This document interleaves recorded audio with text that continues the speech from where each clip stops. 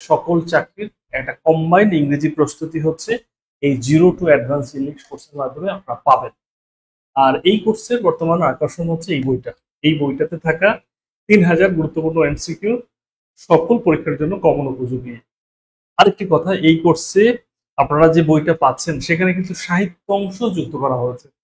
খুব বেশি না, 15 থেকে 20 পৃষ্ঠার সাহিত্য থিওরি পড়লেই আশা করি সাহিত্যে 15-এর মধ্যে আপনি 12+ মার্কস ইনশাল্লাহ পেয়ে যাবেন। আচ্ছা, তো শুরু করি আমাদের আজকের সেশনটি। মূলত বিসিএস প্রিলি প্রশ্ন, 41তম বিসিএস প্রিলি প্রশ্ন সমাধান হবে। আচ্ছা, প্রথম যে প্রশ্নটি আছে এই প্রশ্নটির উত্তর করবেন। বলুন দেখি এই প্রশ্নটির সঠিক উত্তর কি? দ্রুত জানাবেন। Question number 1, whose that in the sentence that is an. এখানে দ্যাটটা আসলে কি?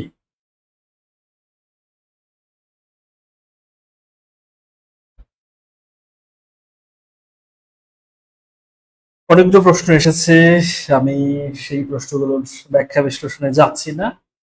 প্রথমত আমাদের কাজটা আমরা করে নিই, এরপরে অন্য বিষয় নিয়ে আলোচনা হবে। 1 নম্বর প্রশ্ন যেটি রয়েছে সেটির উত্তর অলরেডি আমাদের একজন দিয়েছে, আশিস। সে বলেছে এটার উত্তর হবে প্রোনাউন। আপনাদের সবার কাছে কি প্রোনাউন মনে হয়? বলুন দেখি, সবার কাছে কি প্রোনাউন মনে হয়? প্রশ্নটা খেয়াল করেন, বলছে কি, হু ইজ দ্যাট। দ্যাট আমরা জানি দ্যাট হচ্ছে একটি ডেমনস্ট্রেটিভ প্রোনাউন, নির্দেশক সর্বনাম। নির্দেশক সর্বনাম, সো এটি একটি প্রোনাউন। দেখেন, দ্যাট যে শুধু ডেমনস্ট্রেটিভ প্রোনাউন সেটা নয়, আরো কিন্তু আছে। কি কি আছে ডেমনস্ট্রেটিভ প্রোনাউন খেয়াল করবেন। দ্যাট হচ্ছে একটা, এরপরে দিজ আছে, দ্যাটের প্লুরাল আছে দোজ, আর দিজের প্লুরাল আছে দিজ। কেমন? ক্লিয়ার? আচ্ছা, এরপর দেখুন, এই গেল 1 নম্বর প্রশ্নের উত্তর। পরবর্তী প্রশ্ন যেটা আছে সেটা খেয়াল করি, কোয়েশ্চেন নাম্বার 2। 2 নম্বর প্রশ্নটি দেখুন। 2 নম্বর প্রশ্নে বলছে what is the noun form of the word know. Know এর নাউন রূপ কোনটি? নো এর নাউন রূপ কোনটি? নো এর নাউন রূপ, এখানে যে অপশনগুলো রয়েছে, অপশন হিসেবে আছে নোয়িং, এরপর আছে নলেজ, নলেজেবল, আর হচ্ছে নোন। কোনটি হতে পারে?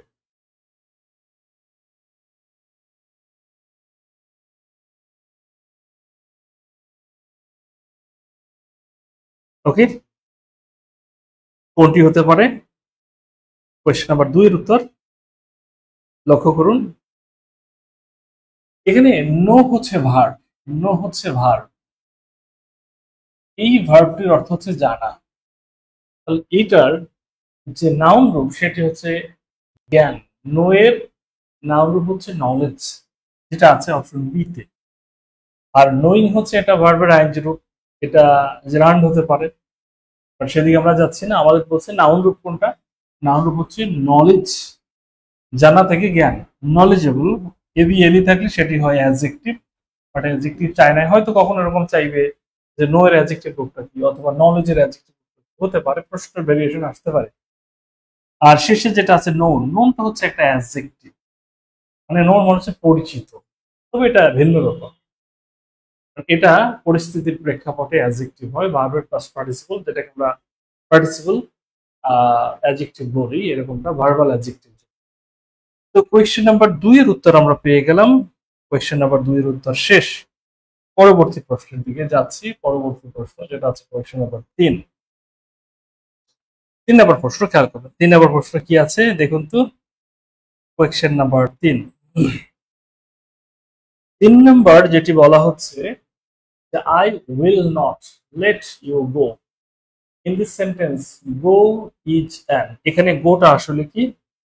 অপশন হিসেবে আছে ইনফিনিটিভ, অপশন হিসেবে আছে জেরান্ড, আছে পার্টিসিপল, আছে ভার্বাল নাউন।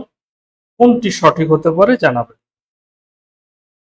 Question number 3। সবাই একটু শেয়ার করবেন যাতে সবাই এই ক্লাসটিতে যুক্ত হতে পারে। উত্তর কিন্তু এসেছে, উত্তর এসেছে অলরেডি। এই প্রশ্নের উত্তর দেখুন, I will not let you go. এইটা দ্বারা এই বাক্যের টেন্স চেনা যাচ্ছে না, তার মানে এটি ভার্ব, তবে এর নাম হচ্ছে non finite verb. Non finite ভার্বের মধ্যে মোট তিনটা আছে, একটা হচ্ছে ইনফিনিটিভ, একটা হচ্ছে জেরান্ড, আর একটা হচ্ছে পার্টিসিপল। তো ইনফিনিটিভটা হচ্ছে ভার্বের বেস ফর্ম, অথবা টু প্লাস ভার্বের বেস ফর্ম, অথবা আরো দুটো রূপ আছে, আমরা সেটা যাচ্ছি না। মূল ব্যাপার হচ্ছে ভার্বের বেস ফর্ম এবং টু প্লাস ভার্বের বেস ফর্ম, এইটা সবচেয়ে বেশি পরিচিত। তাহলে গোটা হচ্ছে ভার্বের বেস ফর্ম। সেক্ষেত্রে আমরা বলতে পারি এটি একটি ইনফিনিটিভ, অর্থাৎ এটি একটি নন ফাইনাইট ভার্ব। আমি আবার বলছি, এটি একটি নন ফাইনাইট ভার্ব, এটি একটি নন ফাইনাইট ভার্ব। ডান। পরবর্তী স্টেপ খেয়াল করুন, পরবর্তী স্টেপটা কি আছে দেখুন। পরবর্তী স্টেপটা কি আছে সেটা দেখুন, 4 number. Come on, it's time to go home. Here, home is, এখানে হোমটা আসলে কোন পার্টস অফ স্পিচ? উত্তর করুন, এখানে হোম কোন পার্টস অফ স্পিচ আপনাদের কাছে জানতে চাচ্ছি, দ্রুত জানাবেন।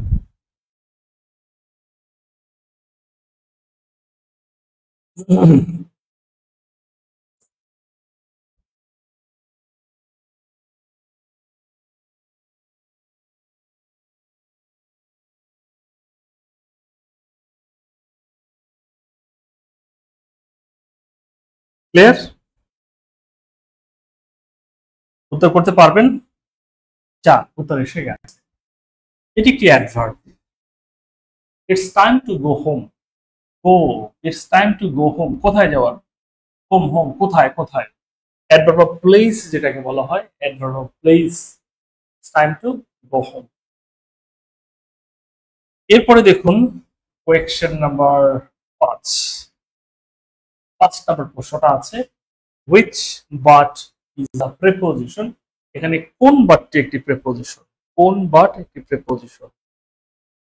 বাট এটি প্রেপোজিশন হতে পারে, এটি কনজাংশন হতে পারে।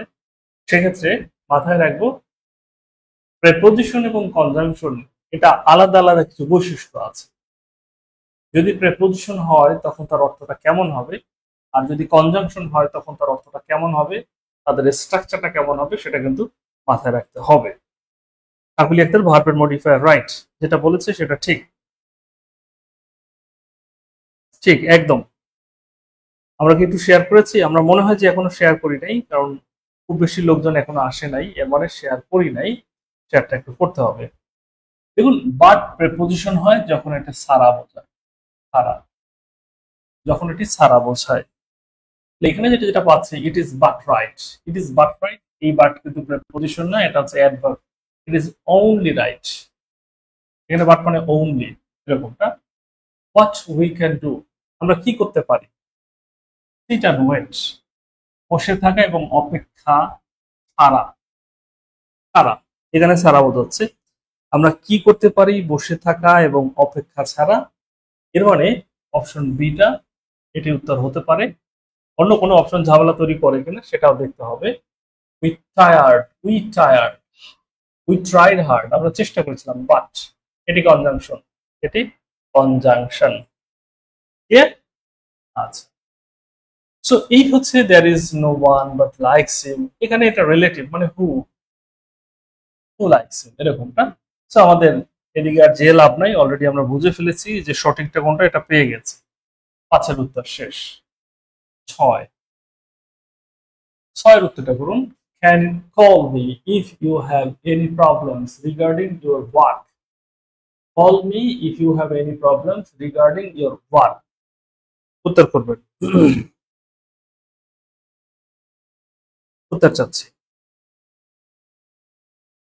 দেখি কে কত ফাস্ট উত্তর করতে পারে।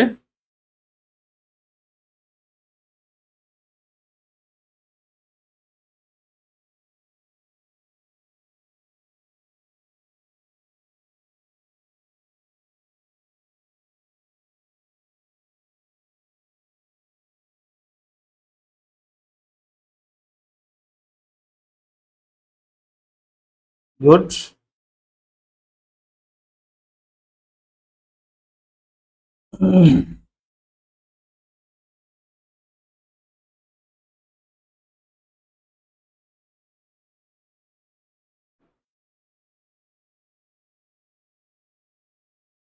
গুড।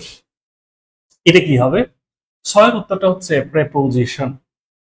রিগার্ডিং এটিকে বলা হয় পার্টিসিপল প্রেপোজিশন। পার্টিসিপল প্রেপোজিশন, দেখুন এটা পার্টিসিপল প্রেপোজিশন মানে প্রেপোজিশন ভার্বের আইএনজি যখন প্রেপোজিশনের কাজ করে তখন এটি পার্টিসিপল প্রেপোজিশন। দেখুন এই রিগার্ডিং কে একটা অ্যাবাউট দ্বারা রিপ্লেস করা যায়। Call me if you have any problem about your work. Regarding your work মানে হচ্ছে about your work. Done. শেষ। 6 গেল 7। 7 নম্বর 6 গেল, এবার 7 নম্বর প্রশ্নের উত্তরটা চাচ্ছি, দেখি 7 নম্বর প্রশ্নের উত্তরটা কি আছে। The old man was tired of walking. এখানে ওয়াকিংটা কি হবে? অপশন হিসেবে আমরা কি কি পাচ্ছি সেটাও দেখা দরকার। অপশন হিসেবে কি কি পাচ্ছি সেটাও দেখা দরকার।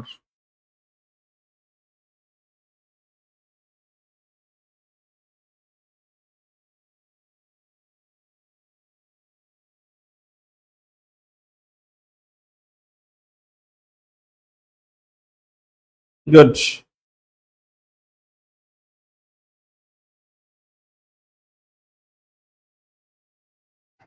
লক্ষ্য করুন এইখানে সঠিক উত্তরটা কি আমি বলে দিচ্ছি।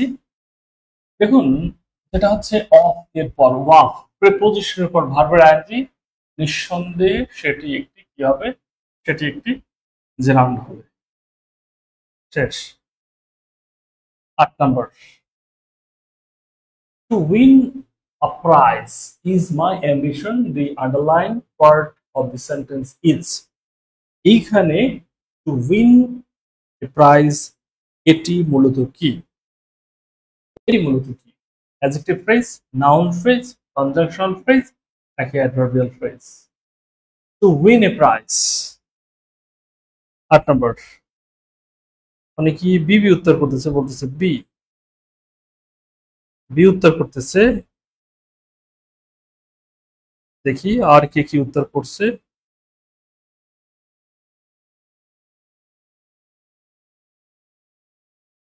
রাইট।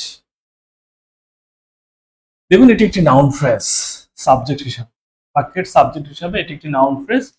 আরো স্পেসিফিক বলা যায় এটি একটি infinitive phrase. Infinitive phrase, infinitive phrase এটাও বলা যায়, ইনফিনিটিভ ফ্রেজ। ডান। এটাকে ইট দ্বারা রিপ্লেস করা যায়, চমৎকার সূত্র, ইট দ্বারা রিপ্লেস করা যাবে। আর এই হচ্ছে 9 নম্বর প্রশ্ন, কোয়েশ্চেন নাম্বার 9। উত্তর করুন। Huffing and puffing we arrived at the classroom. Huffing and puffing we arrived at the classroom. এইখানে মূলত অ্যারাইভড এটি কোন ধরনের ভার্ব? ইন্ট্রানজিটিভ, ট্রানজিটিভ, পজিটিভ নাকি ডিফেক্টিভ, কি হতে পারে? লক্ষ্য করুন কোনটি হতে পারে। 9। আমরা একটু চেক করি, অপশনগুলো চেক করি। পজিটিভ ভার্বের ধরন এরকম না, পজিটিভ ভার্বের সাবজেক্ট নিজে কাজ করে না, অন্যকে দিয়ে করায়। ডিফেক্টিভ এই নামে আমরা ভাব পাবো না। ট্রানজিটিভ অবজেক্ট থাকতে হয়, এখানে অবজেক্ট নাই, ইনট্রানজিটিভ হচ্ছে সঠিক উত্তর। উই অ্যারাইভড, এই অ্যারাইভড এর পরে কিন্তু কোনো অবজেক্ট নাই। অ্যারাইভড এমন একটি ভার্ব যেটার পরে অবজেক্ট বসানো যায় না। যেটার পরে অ্যাডভার্ব থাকতে পারে, বাট অবজেক্ট থাকে না। সো এটি অবশ্যই অবশ্যই একটি ইনট্রানজিটিভ ভার্ব হয়ে গেল। এরপর খেয়াল করুন যেটি আছে 10 নম্বর, identify the word that can be used as both singular and plural. অর্থাৎ এই প্রশ্নটি আছে নাম্বার থেকে প্রশ্নটি এসেছে, নাম্বার থেকে প্রশ্নটি আসছে। দেখি কে কে উত্তর করতে পারে। নাম্বার থেকে আসা এই প্রশ্নের উত্তর কে কে করতে পারে দেখি। 10। লক্ষ্য করুন, উড ইস্যু ফিশ, না উডের প্লুরাল আছে, ইস্যুর প্লুরাল আছে, লাইটের প্লুরাল আছে, ফিশের দুটো প্লুরাল, ফিশ আর একটি প্লুরাল আছে ফিশেস। অর্থাৎ একই রূপে সে সিঙ্গুলার, একই রূপে সে প্লুরাল। তো এখানে একটা ব্যাপার আছে, ব্যাপারটাও কিন্তু ক্লিয়ার হতে হবে, ব্যাপারটা ভুলে গেলে চলবে না। এই ব্যাপারটা এখানে ভুলে গেলে চলবে না, মাথায় রাখতে হবে। এখানে যেটা বলা হচ্ছে যে এই যে ফিশটা, এই ফিশটা যদি সমষ্টি বোঝায় তাহলে একই রূপে সে সিঙ্গুলার প্লুরাল, আর যদি প্রজাতি বোঝায়, প্রকারভেদ বোঝায়, তখন কিন্তু ফিশেস হয়। ফিশেস প্রকারভেদ হলে সেটা ফিশেস হয়। 10-এর উত্তর শেষ। 11 প্রশ্নটি এসেছে জেন্ডার থেকে। জেন্ডার থেকে প্রশ্নটি এসেছে, খেয়াল করুন কি আছে। বলছে which one of the following is a common gender? এখানে কোনটা কমন জেন্ডার? এখানে ভাই কমন জেন্ডার কোনটা? কমন জেন্ডার মানে হচ্ছে যেটা দ্বারা পুরুষকেও বোঝানো যাবে, যেটা দ্বারা স্ত্রীকেও বোঝানো যাবে। কিন্তু রাজা এটা পুরুষ, এটা সরাসরি পুরুষ, এটা হবে না। সভরেইন এটা হচ্ছে সর্বময় ক্ষমতার অধিকারী, সর্বময় ক্ষমতার অধিকারী, সর্বময় ক্ষমতার অধিকারী, সর্বময় ক্ষমতার অধিকারী। আচ্ছা, এখন সর্বময় ক্ষমতার অধিকারী ইনি পুরুষও হতে পারে, মহিলাও হতে পারে। সহজ কথা, পুরুষ হতে পারে, মহিলাও হতে পারে। এম্পারার মানে রাজা, এটাও তো পুরুষ।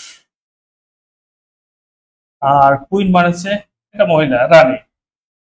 তাহলে উভয়কে বোঝাতে পারে এমন আছে শুধুমাত্র একটাই, সেটা হচ্ছে sovereign. Sovereign is the right answer. Sovereign হচ্ছে রাইট আনসার। সভরেইনটি সার্বভৌমত্ব, আর সভরেইন মানে সার্বভৌম ক্ষমতার অধিকারী, সে পুরুষ মহিলা উভয়ই হতে পারে। আমরা ছেড়ে দিলাম 11 নম্বর প্রশ্ন। চলে আসলো 12 নম্বর প্রশ্ন। এটি ভয়েস চেঞ্জ রিলেটেড প্রশ্ন। ভয়েস চেঞ্জ রিলেটেড প্রশ্ন উত্তর করবেন।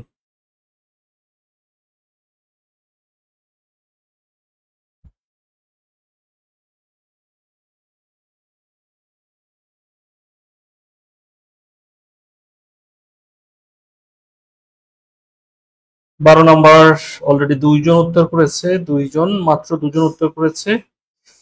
আমরা আরো উত্তর চাচ্ছি। আমাদের প্রত্যাশা ছিল কিছু শেয়ার হবে, কিন্তু এখন পর্যন্ত কোনো শেয়ার হয় নাই। দুঃখজনক, কেন শেয়ার হয় নাই আমি নিজেও জানি না। Find out the correct passive form of the sentence who taught you friends. দেখুন এইখানে whoটা by whom হবে। by whom নাই কয় জায়গায়, এক জায়গায় এটা বাতিল। by whom এর পর যেটি আনতে হবে সেটা হচ্ছে অক্সিলারি ভার্ব। এখানে অক্সিলারি নাই, এখানে অক্সিলারি নাই, এখানে অক্সিলারি আছে। তাহলে একটু মিলাই নেই। By whom were you taught friends. Option D হচ্ছে সঠিক উত্তর। Option D, Habibur Rahman Habib. এখানে অপশন ডি হচ্ছে সঠিক উত্তর। ওকে,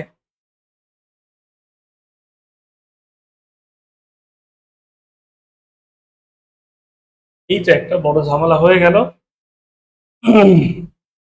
select the correct comparative of the sentence, মানে কম্পারেটিভ করতে হবে এইটার। কম্পারেটিভ করতে হবে কোনটার? String of pearls was not so bright as a teeth. এটার কম্পারেটিভ। এখন কম্পারেটিভ করতে হলে যেটা দরকার, কম্পারেটিভ করতে হলে মূলত যেটা দরকার সেটা একটু খেয়াল। কম্পারেটিভের জন্য দেন লাগবে। দেন আছে কয় জায়গায়? দেন আছে কয় জায়গায় আমরা সেটা দেখবো। এক জায়গায় দেন আছে, দেন আছে, দেন আছে, আর এইখানেও দেন আছে। তাহলে আমাদের কোনো উপায় নাই, সবগুলোই দেন আছে। কোনো অপশনকে বাদ দেওয়ার কোনো সুযোগ নাই।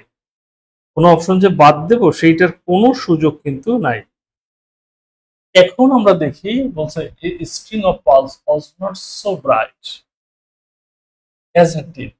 তাহলে সো অ্যাজ হার টিথ, এই হার টিথটা প্রথমে আনতে হবে। হার টিথটা প্রথমে এসেছে 2 জায়গায়, এ নাম্বার আর হচ্ছে বি নাম্বার। এরপর দেখুন পরবর্তীতে যেটা আছে স্ট্রিং অফ পালস, এটা স্ট্রিং অফ পালস এটা দিয়ে শুরু হয়েছে। আপাতত আমরা এই দুটো অপশনকে অফ রাখলাম। বলা হয় যখন অ্যাজাস অথবা সোয়াজ, তখন দেখতে হয় বাক্যটির মধ্যে লেস আছে কিনা। লেস যদি থাকে তাহলে প্রথম যে পাঁচটা আছে এটা দিয়েই শুরু করতে হয়, আর লেস না থাকলে ডান পাশ দিয়ে শুরু করতে হয়। আশা করি এর মধ্যে উত্তর চলে আসবে। দেখুন her teeth were more brighter, more আবার ব্রাইটার, এটা রিডান্ডেন্সি, দুটো শব্দ একই, দুটোই কম্পারেটিভ, এটা যায় না। The her teeth were brighter than a string of pearls. Option B হচ্ছে সঠিক উত্তর। অপশন বি, অপশন বি হচ্ছে সঠিক উত্তর। আই হোপ এবার বুঝে ফেলছেন 13 নম্বরের সঠিক উত্তরটা কি হবে। গেল এটি 14 নম্বর। 14 বলা হচ্ছে when Ushushi entered the room everybody stopped talking। যখন উশুশি রুমে প্রবেশ করেছে তখন সবাই কথা বলা থামিয়ে দিয়েছে। যখন উশুশি রুমে প্রবেশ করেছে তখন সবাই কথা বলা থামিয়ে দিয়েছে। কি হতে পারে উত্তরটা? দ্রুত কমেন্টে জানাবেন।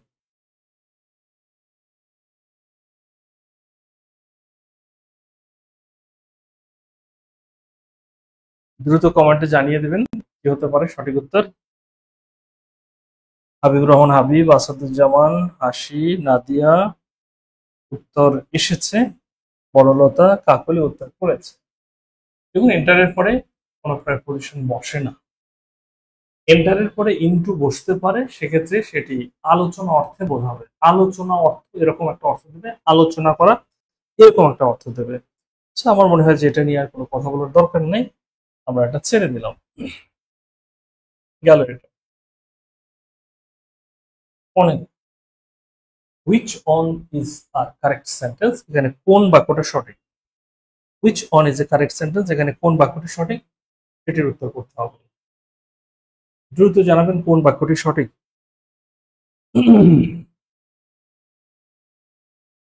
The doctor found my pulse, took my pulse, examined my pulse, R saw my pulse। দেখুন এটা নিয়ে আমি সময় ক্ষেপণ করবো না। নারী দেখা, নারী এবার ধমনী, নারী দেখা এক্ষেত্রে দুটো বসে, একটা হচ্ছে ফিল অথবা টুক, ফিল মাই পালস অথবা took my pulse. The doctor took my pulse, option B right, option B. পরবর্তী প্রশ্ন 16 নম্বর, I shall help you provided to obey me, here the underlined word। এখানে ওবে, ওবে মি এরপরে যেটা আছে এই যে প্রোভাইডেড, এটি আসলে কি হবে? Adverb, adjective, conjunction, verb. উত্তর করবেন।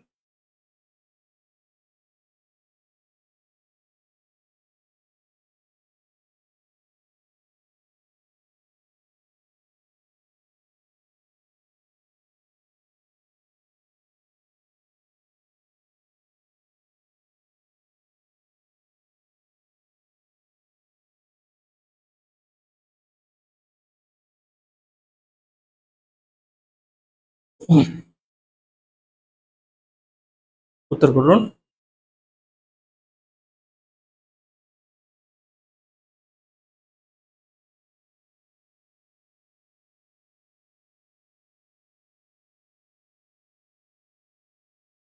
ক্লিয়ার?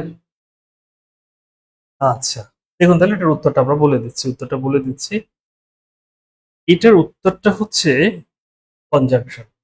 প্রশ্ন হতে পারে কেন কনজাংশন। আপনি একটা কনজাংশন দ্বারা এটাকে রিপ্লেস করতে পারেন। I shall help you provided you obey me, I shall help you provided you obey me।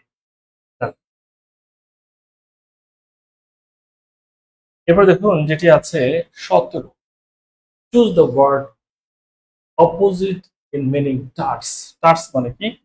টার্স মানে হচ্ছে সংক্ষিপ্ত, সংক্ষিপ্ত।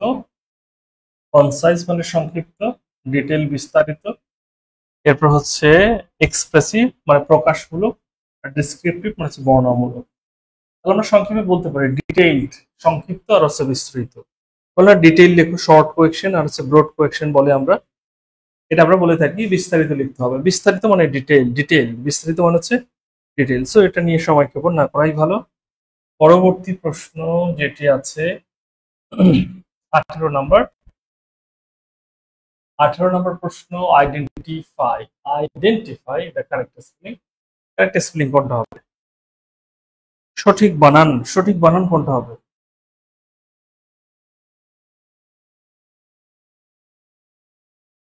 সঠিক বানান কোনটা হবে সেটি জানতে চাচ্ছি।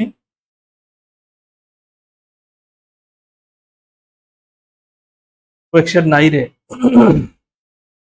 কোয়েকশন নাই রে, এই যে কোয়েকশন আর হচ্ছে নাই রে, কোয়েকশন নাই রে।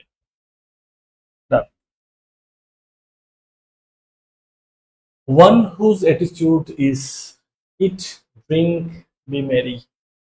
এটা আসছে এক কথায় প্রকাশ, যেটাকে আমরা বলি one word substitution. One word substitution যেটা আছে সেটা থেকে আসছে।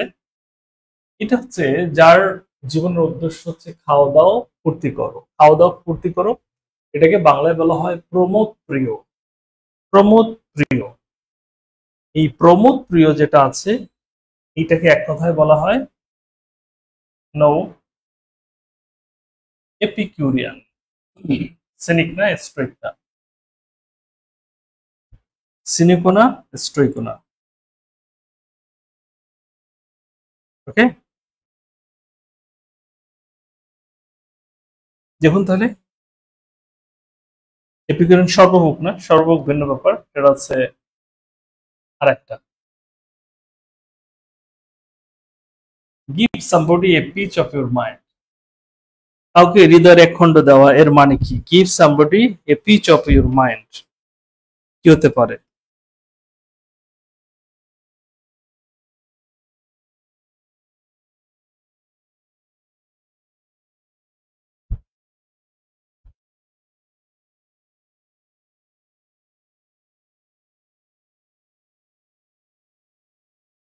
পেজ নাম্বার বলছে tell someone that you are very angry with them, say exactly what you feel, return or to help somebody, give someone somebody mental peace। উত্তর এসেছে, যেহেতু আমি উত্তরটা পড়ে দিই। উত্তরটা হচ্ছে অপশন এ, অর্থাৎ ভুলের জন্য কাউকে নিজের হৃদয় হতে সরিয়ে দেওয়া। কারণ আপনি একজনকে খুব ভালোবাসেন, সে একটা ভুল করছে, মহান অন্যায় করছে, আপনি আপনার হৃদয় থেকে সরিয়ে দিয়েছেন। এর মানে হচ্ছে give somebody a piece of your mind, মানে কাউকে আপনি দিয়েছিলেন আপনার মনের একটা অংশ, সে ভুল করছে, আপনি সরিয়ে দিয়েছেন। Give somebody a piece of your mind, tell someone that you are very angry with them. হলো, ডান। এই গেল মূলত গ্রামার অংশটি। এরপর আসবে সাহিত্য অংশ। Who is not a romantic poet, অর্থাৎ কে রোমান্টিক কবি নয়। এখানে রোমান্টিক কবি নয় কে? রোমান্টিক কবি নয়। টিভি শেলি তিনি তো রোমান্টিক কবি, কোলরিজ রোমান্টিক কবি, জন কিটস রোমান্টিক কবি, রোমান্টিক যুগের কবি একমাত্র টি.এস. এলিয়ট। তিনি হচ্ছেন মডার্ন, তিনি হচ্ছেন কি মডার্ন যুগের, আধুনিক যুগের কবি, মডার্ন আধুনিক যুগের কবি।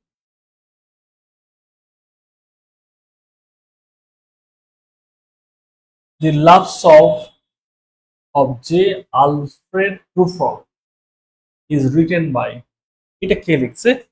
দেখুন, এই প্রশ্নগুলো হচ্ছে মুখস্থ করা, সহজ কথা মুখস্থ করা।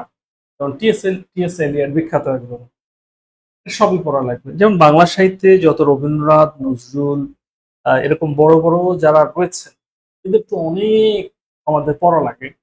ইংরেজি সাহিত্যে হাতে গোনা 5 থেকে ভাই 10 জন আছে যাদেরটা একটু বড় আকারে পড়া লাগে, এর বাইরে তেমন কিছু নাই, এর বাইরে তেমন কিছু পাবেন না। এইটা হচ্ছে টি.এস. এলিয়টের Wasteland, the love song of Alfred J Prufrock, হ্যাঁ, এই টাইপের লেখা। এরপর দেখুন 23 নম্বর, who is the author of the first scientific romance, the Time Machine. Time Machine কার লেখা? টাইম মেশিন কে লিখেছেন? টাইম মেশিন এটা কিন্তু যদি আপনি লাইব্রেরিতে যান, লাইব্রেরিতে গেলেই এগুলো বেস্ট সেলিং বই। এই বেস্ট সেলিং বইগুলো আপনি দেখবেন যে লাইব্রেরিতে ঝুলানো আছে। আমি যখন চাকরির প্রস্তুতি নিয়েছি তখন আমি প্রচুর পরিমাণে লাইব্রেরি সময় দিতাম, পড়ার লাইব্রেরিতে না, বই কেনার লাইব্রেরিতে। দেখতাম যে ইংরেজি সাহিত্যের বইগুলো অথবা বিখ্যাত এমন কিছু বই আছে, এই বইয়ের রচয়িতাকে এটা আসতো। এই টাইপের প্রশ্নগুলো আগে বেশি ছিল, এখন যদিও কম। এই প্রশ্নটা খেয়াল করুন, এই প্রশ্নের সঠিক উত্তরটা কি হতে পারে? এইচ.জি. ওয়েলস। এইচ.জি. ওয়েলস হচ্ছে টাইম মেশিনের রচয়িতা। এটা হচ্ছে ফার্স্ট সায়েন্টিফিক রোম্যান্স। খুব চমৎকার একটি তথ্য, first scientific romance. 24, the play Birthday Party কে লিখছে? Samuel Beckett, Henry Livings, Harold Pinter, Arthur Miller. উত্তর করুন।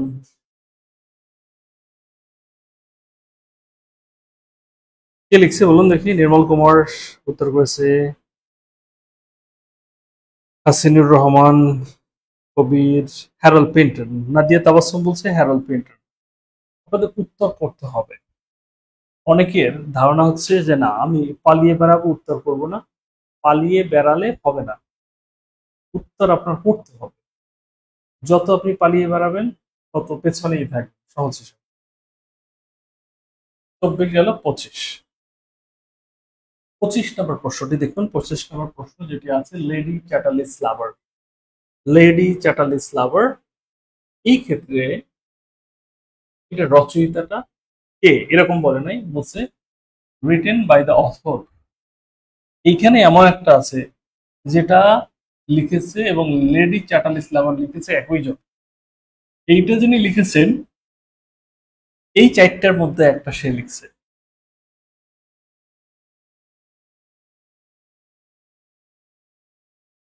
দেখে দিলে উত্তরটা করতে পারেন।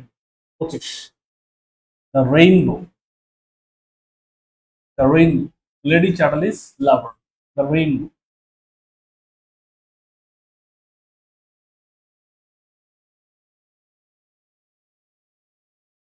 আমি এখনো কিছু বলি নাই, আমি এখনো কিছুই বলি নাই।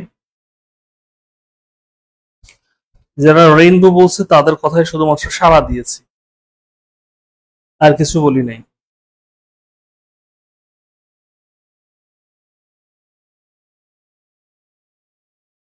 একজন বলছে ইউলিসিস। এখনো তো আমরা পারলাম না তাহলে, তাই না?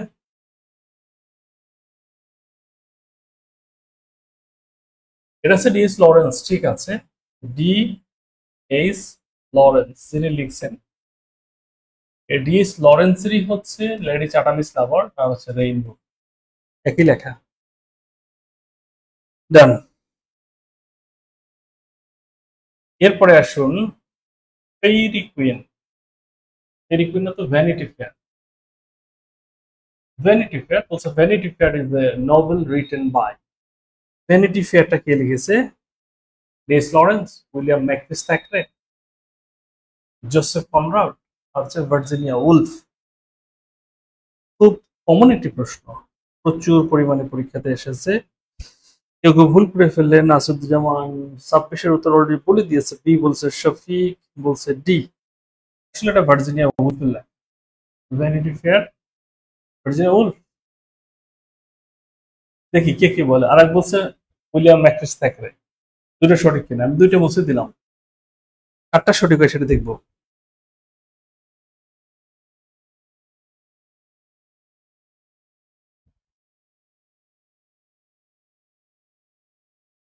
দেখি কে বলে। এটা ভার্জিনিয়া উলফ না, এটা হচ্ছে উইলিয়াম ম্যাকফিস থ্যাকরে। আপনাদের সাথে তাল দিয়ে দেখলাম যে কি করে। Shylock is a character in the play. Shylock কোন নাটকের? শাইলক কোন নাটকের?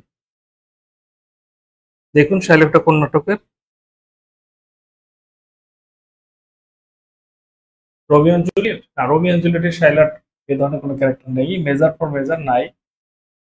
মার্চেন্ট অফ দ্য ভেনিস, ভেনিসের সওদাগর। এই শাইলক চরিত্রটা আছে, অ্যান্টোনিও বাসানিও শাইলক, একজন চোরাশোত্তরের কাহিনী। In Shakespeare's play Hamlet was the Prince, অর্থাৎ শেক্সপিয়ারের নাটক হ্যামলেট, এই হ্যামলেটের মধ্যে হ্যামলেট কোথাকার প্রিন্স ছিলেন? হ্যামলেট কোথাকার প্রিন্স ছিলেন? 28, ডেনমার্কের prince, Denmark, Danish prince. Pip is the protagonist in Charles Dickens novel Pip, Philip Pirrip Pip. তিনি প্রোটাগনিস্ট, কেন্দ্রীয় চরিত্র। একটি বিখ্যাত বিখ্যাত নোবেল উপন্যাস। এটাকে আত্মজীবনীমূলক অনেকে বলে থাকে। এটা হচ্ছে মূলত গ্রেট এক্সপেকটেশনের একটা চরিত্র। কেন্দ্রীয় চরিত্র হচ্ছে পিপ। আর আরেকটি কেন্দ্রীয় চরিত্র ছিল নায়িকা চরিত্রে অ্যাস্টেলা।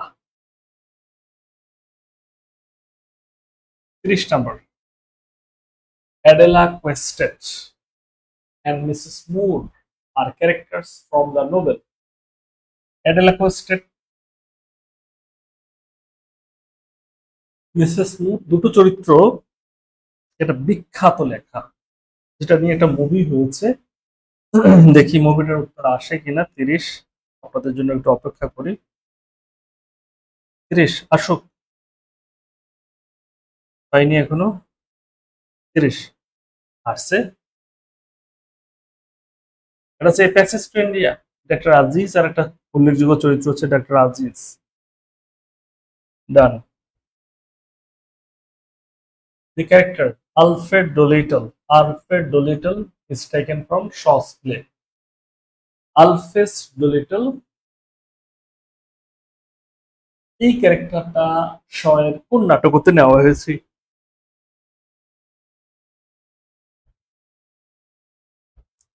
Alfred Doolittle.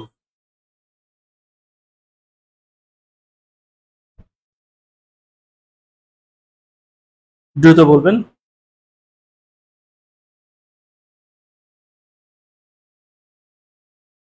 নো, এটা হচ্ছে পিগমালিয়ন, শয়ের একটা বিখ্যাত নাটক পিগমালিয়নের।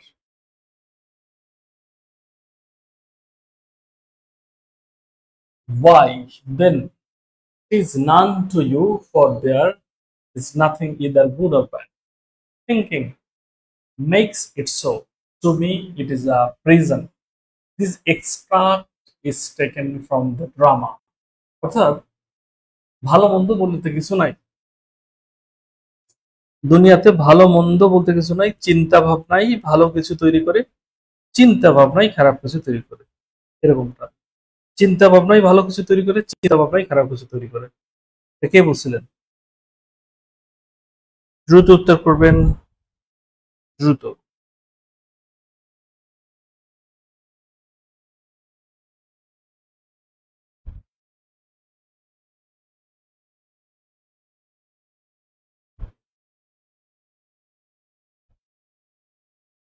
উত্তর চাচ্ছি। হ্যামলেট, হ্যামলেট, হ্যামলেট থেকে নেওয়া। 33, all this face that longs a thousand of ships and burnt topless covers of William, who speaks the famous line. এই বিখ্যাত লাইনটা কে বলেছে? Watch this face, watch this face, এই ফেস মানে কি? এই ফেস মানে হচ্ছে হেলেনের কথা। হেলেন, এখন হেলেনের কথা কোথায় কোথায় আছে? সিজার, অ্যান্টোনিও, রোমিও, ফস্টাসের মধ্যে আছে। ফস্টাস, ফস্টাস বলেছিলেন, ডক্টর ফস্টাসের মধ্যে ডক্টর ফস্টাস বলেছেন who speak the famous lines, right.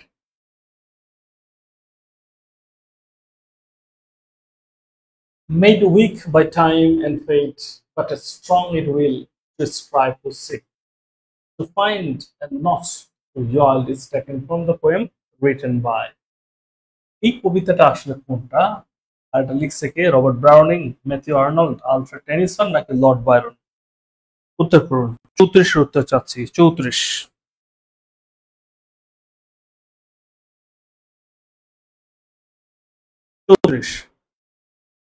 34 made week by time মানে সময়ের কারণে দুর্বল হয়ে পড়া, ফেট, বাট স্ট্রং ইন উইল, কিন্তু চিন্তায় শক্তিশালী থাকা। এটি ইউলিসিসের একটা লেখা, ইউলিসিসের একটা লাইন। ইউলিসিস, এই ইউলিসিসের যে রচয়িতা তার নাম হচ্ছে Alfred Lord Tennyson. Alfred Lord Tennyson হয়ে গেল। পরবর্তী প্রশ্ন যেটি আছে, time help me green and dying though I sang in my chains like the sea. These lines have been quoted from Dylan Thomas poem. Dylan Thomasের কোন কবিতা থেকে এটা নেওয়া হয়েছে? The Flower, Alfred, After the Funeral, By Fire নাকি ফার্নহিল? এটি ফার্নহিল থেকে নেওয়া হয়েছে। শৈশব সম্পর্কে এখানে বর্ণনা করা হয়েছে, জাস্ট এইটুকুই। এটা মূলত ফার্নহিল থেকে নেওয়া হয়েছে। ওকে।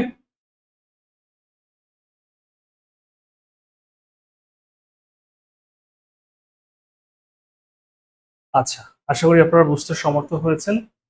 এই ছিল আমাদের আজকের সেশন। আমরা আজকের সেশনটি শেষ করব, তবে সেশনের শেষে একটি ঘোষণা। ভর্তি সংক্রান্ত তথ্য এই নাম্বারে কল করলেই পাবেন অথবা হোয়াটসঅ্যাপে মেসেজ দিবেন। আমি আবারও বলছি, চরম একটা অফার চলতেছে। আমরা এই বইটা